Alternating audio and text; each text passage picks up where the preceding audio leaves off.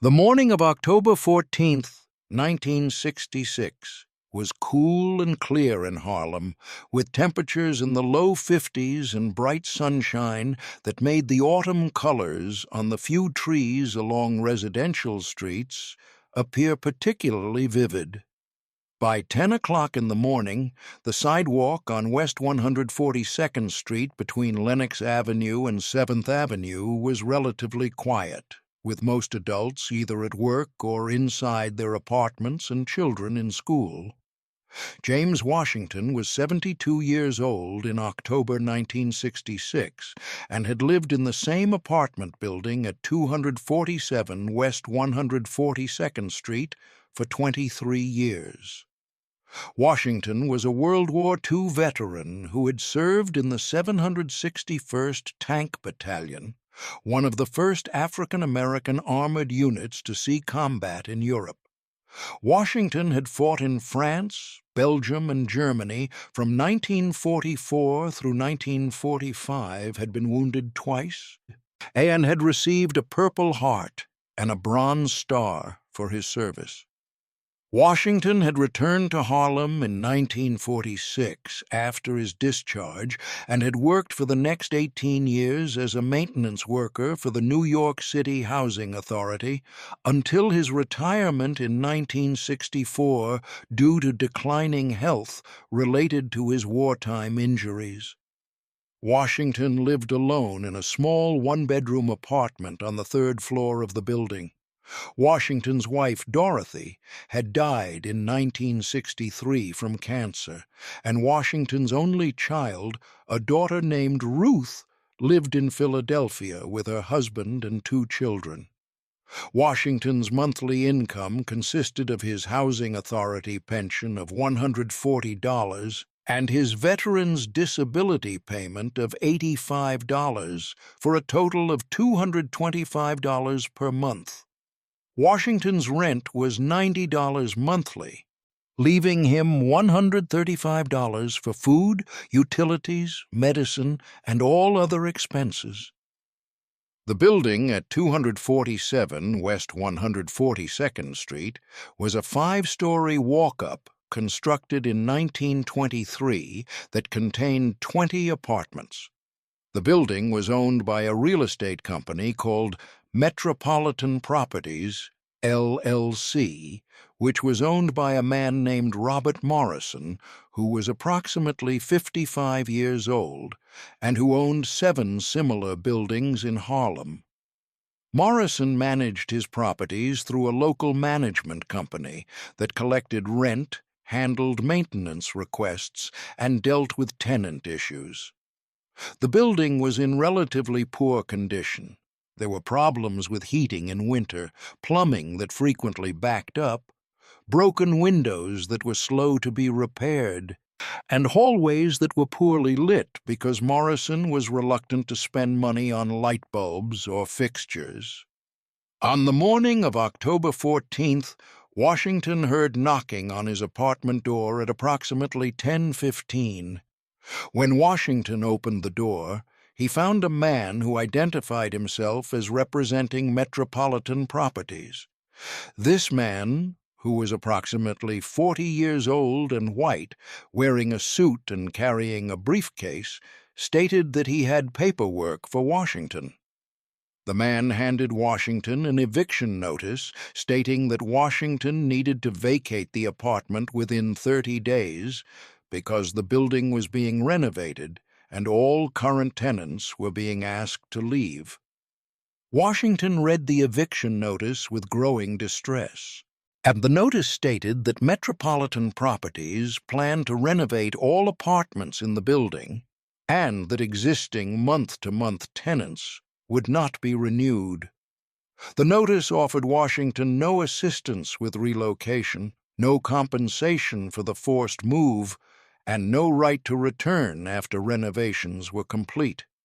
The notice was dated October 10th, 1966, and gave Washington until November 10th to leave the apartment. Washington asked the man from the property company why the building was being renovated and whether tenants would be able to return afterward.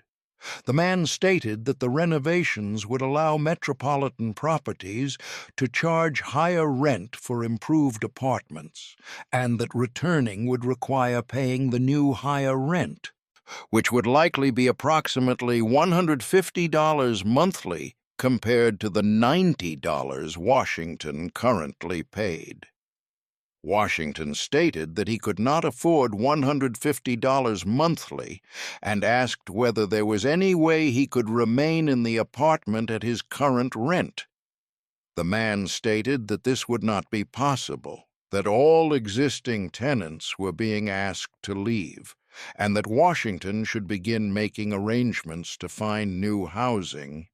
The man left, and Washington stood in his apartment holding the eviction notice and feeling a combination of fear, anger, and despair. The fear came from knowing that finding affordable housing in Harlem was extremely difficult for an elderly man on a fixed income. The anger came from understanding that Morrison was forcing out long-term tenants so he could charge higher rent to new tenants after minimal renovations. The despair came from recognizing that Washington had no legal recourse. New York housing law in 1966 provided limited protection for month-to-month tenants, and landlords could terminate such arrangements for renovation purposes without being required to provide relocation assistance or allow tenants to return. Washington walked slowly down the 3 flights of stairs to the street, moving carefully because his knees were arthritic and stairs were difficult for him. Washington walked to a small park on Lenox Avenue where he sometimes sat on benches and spoke with other elderly residents. Washington sat on a bench for approximately 2 hours, holding the eviction notice and trying to understand what he would do. Washington had no savings because his modest income barely covered his monthly expenses. Washington had no family in New York who could take him in. Washington knew that finding another apartment for $90 monthly would be nearly impossible because rents throughout Harlem had been increasing as landlords realized they could charge more. Washington eventually walked home, climbed the 3 flights of stairs again, and sat in his apartment looking at the few belongings he had accumulated over 23 years. Photographs of his wife Dorothy, his military discharge papers and medals displayed in a frame on the wall, books he had collected, a small radio, basic furniture, kitchen items. Washington understood that within 30 days he would need to leave all of this behind and find somewhere else to live, assuming he could find anywhere at all. That evening, Washington mentioned the eviction to his neighbor across the hall, a woman named Eleanor Thompson, who was approximately 65 years old and who had lived in the building for 15 years. Thompson stated that she had also received an eviction notice that morning, as had all the other tenants in the building. Thompson said that several tenants were planning to meet the following evening to discuss what they could do about the evictions. Washington attended the meeting on October 15th, which was held in the apartment of another tenant. 12 residents from the building were present, ranging in age from late 30s to early 70s, and the tenants discussed their options, which appeared to be extremely limited. Several tenants suggested trying to organize resistance by refusing to leave, but others pointed out that this would likely result in formal eviction proceedings that would make it even more difficult to find new housing, because having an eviction on one's record made landlords reluctant to rent to someone. The general consensus was that the tenants had no real power to prevent Morrison from forcing them out, and that each person would need to find new housing before November 10th. One of the tenants, a man named Marcus Henderson, who worked as a porter, mentioned that he had heard Bumpy Johnson sometimes helped people who were being treated unfairly by landlords or other powerful figures. Henderson stated that Johnson was known for protecting Harlem residents from exploitation and that it might be worth trying to contact Johnson to see if he could help with the eviction situation. Several other tenants expressed skepticism that Johnson would be interested in helping with a housing dispute, but the group agreed that Henderson should try to make contact. Henderson knew someone who worked at a restaurant where Johnson frequently ate dinner. Henderson went to the restaurant on October 16th and left a message explaining that 20 families in a building on West 142nd Street were being evicted by a landlord who wanted to renovate and charge higher rent, and asking whether Johnson might be willing to speak with some of the tenants about the situation. On October 17th, Henderson received word that Johnson would meet with representatives from the building at 7 o'clock that evening at a location on Lenox Avenue. Henderson, Eleanor Thompson, and James Washington went to the meeting. Johnson listened as the three residents explained what was happening, that Morrison was evicting all 20 tenant families so he could renovate the building and charge higher rent, that most of the tenants were elderly or low-income families who could not afford the higher rent and who would have extreme difficulty finding comparable affordable housing elsewhere, that the eviction notices gave them only 30 days to leave, and that they had no legal recourse to prevent the displacement. Johnson asked several specific questions. How long had most tenants lived in the building? What was the current condition of the building? What specific renovations was Morrison planning? How much was Morrison planning to charge for renovated apartments? Had Morrison offered any assistance with relocation or any right for existing tenants to return? How many of the 20 families were elderly? How many included children? How many of the tenants had lived in the building for more than 10 years?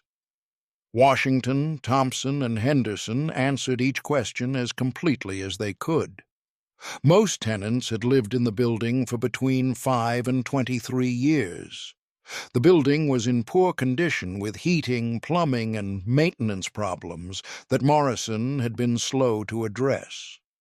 Morrison had not specified what renovations would be done, beyond stating that apartments would be improved. Morrison planned to charge between $150 and $175 for renovated apartments compared to current rents ranging from $85 to $110. Morrison had offered no relocation assistance and no right to return. 7 of the 20 families were headed by people over 65. 4 families included children. 11 families had lived in the building for more than 10 years. Johnson sat quietly for approximately 3 minutes after they finished answering his questions. Johnson understood that what he was hearing was not an isolated incident, but represented a pattern that was affecting Harlem broadly. As property values in Manhattan increased during the 1960s, the landlords throughout Harlem realized they could increase profits by forcing out long-term, low-income tenants and either renovating buildings to charge higher rent or converting buildings to different uses. This displacement was destroying Harlem's community structure by forcing elderly residents, families with children, and working-class people out of apartments they had lived in for decades. Johnson recognized that simply paying rent for these 20 families would not solve the underlying problem. Morrison would continue forcing out tenants from this building and from the other 6 buildings he owned in Harlem. Other landlords would continue similar practices. But what was needed was a response that would not only protect the 20 families at 247 West 142nd Street, but would also create broader deterrent effects, making landlords throughout Harlem reconsider whether they could profit from displacing long-term residents. Johnson asked one final question. What would the tenants need in order to remain in their apartments permanently? The answer was straightforward. They needed the building to remain affordable and to have a landlord who would not force them out for economic reasons. Johnson made a decision.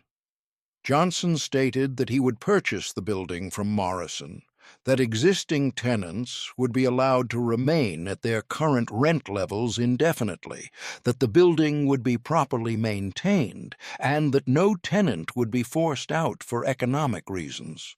Johnson stated that this would take several weeks to arrange, but that the tenants should not worry about the eviction notices because they would not be leaving.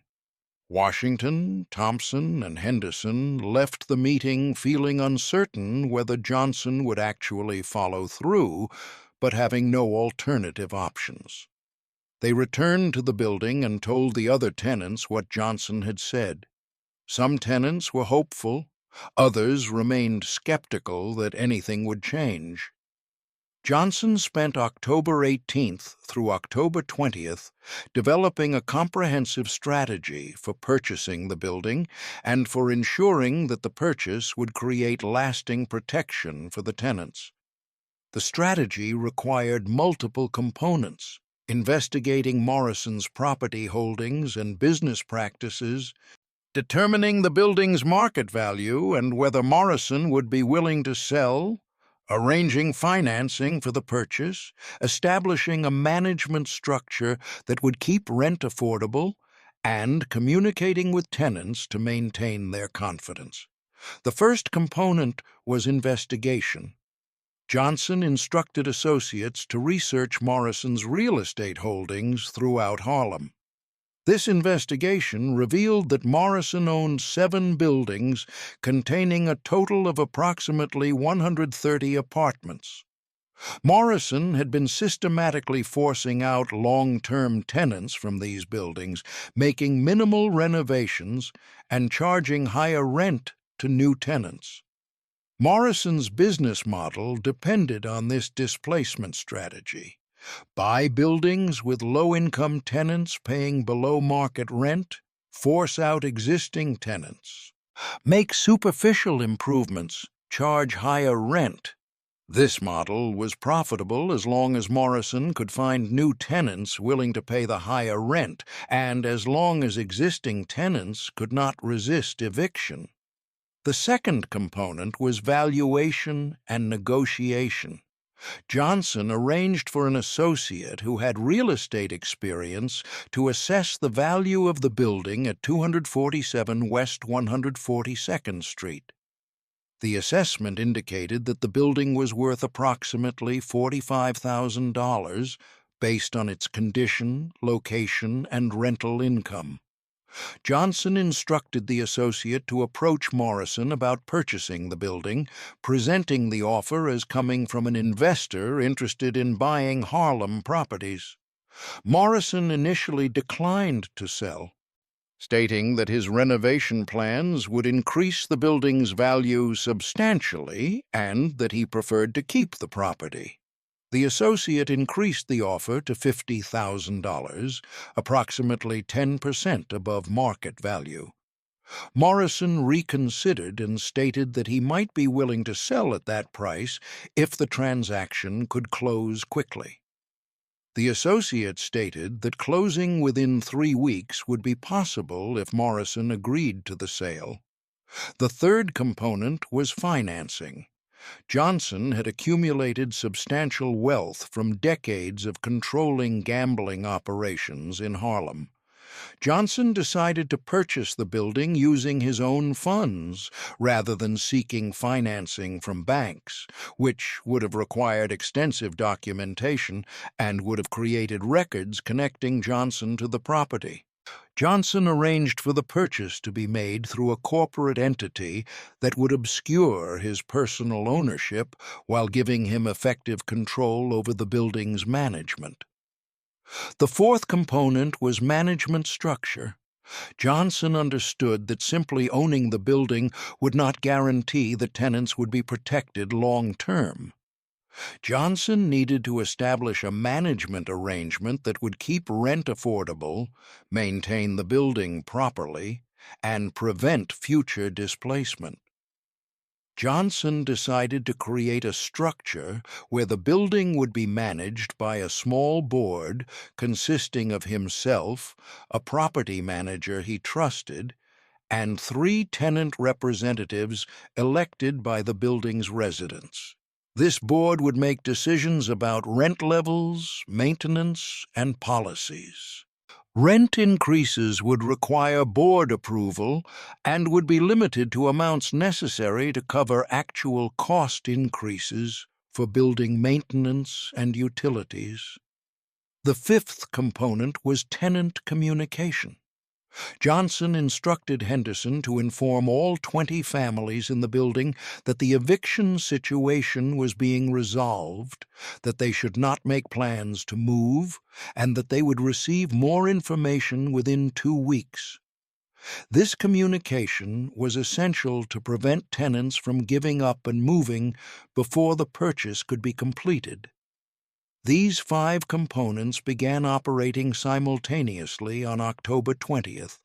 The investigation provided comprehensive information about Morrison's business practices. The negotiation established that Morrison would sell for $50,000. The financing was arranged through Johnson's own resources. The management structure was designed to provide long-term tenant protection. The tenant communication maintained confidence while the transaction proceeded. By October 24th, Morrison formally agreed to sell the building for $50,000, with closing scheduled for November 7th. Morrison was pleased with the transaction because the price was above market value and because the quick sale allowed him to reinvest in other properties. Morrison had no idea that the purchaser was connected to Bumpy Johnson, or that the purchase was being made to protect the tenants Morrison had attempted to evict. By October 28th, Johnson's attorney had completed the due diligence on the property, confirming that Morrison had clear title and that there were no liens or other encumbrances that would complicate the purchase. The corporate entity that would hold the property was established with Johnson as the beneficial owner, but with the corporation's ownership structured to provide some legal separation. By November 1st, all financial arrangements were complete. Johnson transferred $50,000 to an escrow account controlled by his attorney. The closing was scheduled for November 7th at the attorney's office. By November 4th, Johnson met with the 20 tenant families to explain what was happening. Johnson stated that he had purchased the building, that the eviction notices were void, that all existing tenants could remain at their current rent levels, that rent increases in the future would be limited to actual cost increases for building operations, and that a tenant board would be established to participate in management decisions. Johnson stated that he was making this purchase because long-term Harlem residents should not be forced from their homes by landlords seeking higher profits. The closing occurred as scheduled on November 7th, 1966. Morrison received his $50,000 and transferred the deed to Johnson's corporate entity. Johnson became the legal owner of the building at 247 West 142nd Street. Morrison left the closing pleased with the transaction and unaware that he had just sold the building to someone who had purchased it specifically to prevent the displacement he had been planning. Johnson immediately implemented the management structure he had designed. A property manager was hired to handle day-to-day operations, including rent collection, maintenance coordination, and tenant communications. 3 tenant representatives were elected by the 20 families to serve on the management board alongside Johnson and the property manager. The board established policies confirming that no tenant would be evicted for economic reasons, that rent levels would remain affordable, and that the building would be properly maintained. The first board meeting was held on November 15th. The board voted to maintain all existing rent levels unchanged for the remainder of 1966 and throughout 1967. The board approved a budget for necessary repairs to the building's heating system, plumbing, and electrical systems.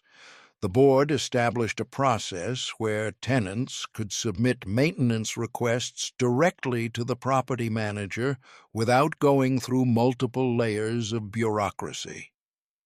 By November 20th, less than 6 weeks after Washington had received his eviction notice, all 20 families remained in their apartments under secure tenure with affordable rent and improved building conditions. Washington continued living in his third-floor apartment for another 9 years until his death in 1975. The rent during those 9 years increased from $90 to $105, reflecting only actual cost increases for utilities and building operations. The purchase of 247 West 142nd Street created effects that extended far beyond those 20 families. The demonstration that Johnson would use his resources to purchase buildings to prevent tenant displacement sent a message to other landlords in Harlem who were considering similar eviction strategies. Several landlords who had been planning to force out long-term tenants reconsidered whether those plans were viable, understanding that if Johnson learned about such displacement efforts, he might intervene by purchasing the buildings. The creation of a tenant-managed board structure provided a model that could be replicated. Several other buildings in Harlem adopted similar governance structures where tenant representatives participated in management decisions. This participatory management approach gave residents voice and power in housing decisions that directly affected their lives. The precedent that protecting long-term residents from economic displacement was a community priority influenced discussions about housing policy throughout Harlem. Community organizations and political leaders began advocating for stronger tenant protections and for policies that would limit landlords' ability to force out low-income residents for economic gain. For James Washington specifically, the resolution provided not just continued housing, but also vindication and dignity. Washington had served his country during World War II, had returned home to work for 2 decades providing for his family, and had faced potential homelessness in his elderly years simply because a landlord wanted higher profits. Johnson's intervention demonstrated that Washington's service and his years of residence in Harlem mattered, that he would not be discarded for economic reasons, and that the community valued its elderly members and veterans. And the case illustrated principles that characterized Johnson's community protection efforts during the 1960s. The response to Washington's eviction had been strategic rather than reactive. Johnson had not simply paid Washington's rent temporarily or threatened Morrison. Instead, Johnson had purchased the building outright, established a governance structure that would provide lasting protection, and created a model that could be applied to other housing situations. The use of economic power, purchasing the building, rather than threats or violence, demonstrated that Johnson understood how power operated in real estate markets. Morrison had believed that his property rights gave him authority to displace tenants for profit. Johnson's purchase eliminated Morrison's control over the building and therefore eliminated his ability to displace tenants. The transaction was completely legal and created permanent rather than temporary protection. The establishment of tenant participation in management through the board structure reflected an understanding that lasting solutions required empowering residents rather than simply protecting them. The tenant board members had real authority over rent levels, maintenance decisions, and building policies. This authority meant that even after Johnson's death in 1968, the building continued operating with tenant protection as a core principle. The quiet nature of the intervention, Johnson negotiating the purchase privately rather than creating public confrontation, reflected a preference for effective solutions over dramatic gestures. Morrison sold the building never knowing that the purchaser was Johnson or that the purchase was made specifically to protect the tenants Morrison had attempted to evict. The lack of public confrontation allowed Morrison to save face while achieving Johnson's goal of protecting the residents. The story of how James Washington had faced eviction and how Johnson had purchased the building to allow Washington and 19 other families to remain became one of many narratives that circulated in Harlem about Johnson's protection of community members. The story emphasized the systematic nature of the response, the investigation of Morrison's practices, and the building valuation, the purchase negotiation, the financing arrangement, the governance structure, the tenant communication, and the lasting protection that resulted. Whether remembered precisely or embellished through retelling, the narrative captured essential truths about how Johnson understood community protection and how he exercised economic power. Housing security was fundamental to community stability.